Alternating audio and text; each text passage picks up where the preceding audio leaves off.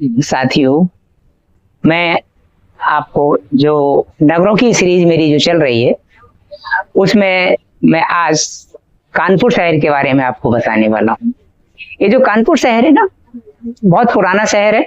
और दूसरी बात यह है, ये गंगा के तट पे बसा हुआ बड़ा सुंदर, गंगा के तट पे यानी कि दक्षिणी तट पे बसा हुआ बहुत सुंदर नगर है।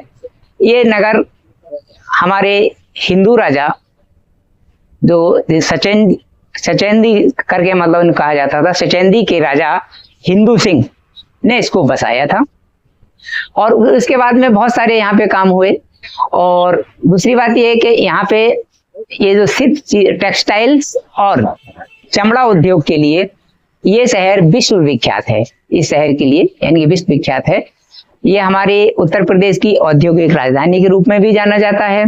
दूसरा, उत्तर भारत का मैनचेस्टर के नाम से इसे प्रसिद्ध है, यानी कि इसका जो टाइटल दिया जाता है उत्तर भारत का मैनचेस्टर, इस तरह से करके। और यहाँ पे आईआईटी, बहुत पुरानी आईआईटी है।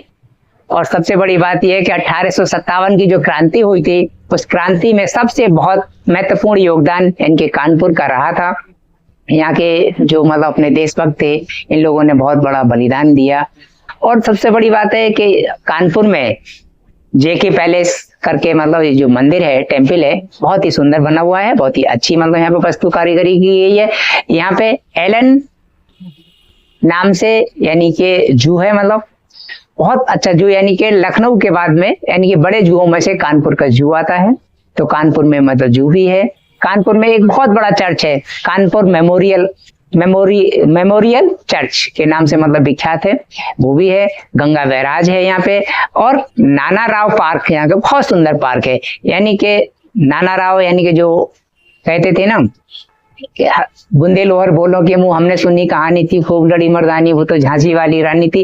यानी कि यहाँ पे जो नाना साहब इसमें जो आते हैं, वही नाना साहब यानी कि कानपुर में मतलब उन्होंने मतलब बहुत अपना मतलब बहुत योगदान दिया था। तो उस तरह से करके तो कानपुर शहर चमड़ा के लिए मशहूर है, बहुत अच्छी जगह है। आप देखने भी जा सकते हो इसको, मतलब घूमने जा सकता है। कानपुर से, लखनऊ से कानपुर की दूरी ज्यादा दूर नहीं, 80 किलोमीटर के बीच की दूरी है। इस तरह से करके है। Thank you.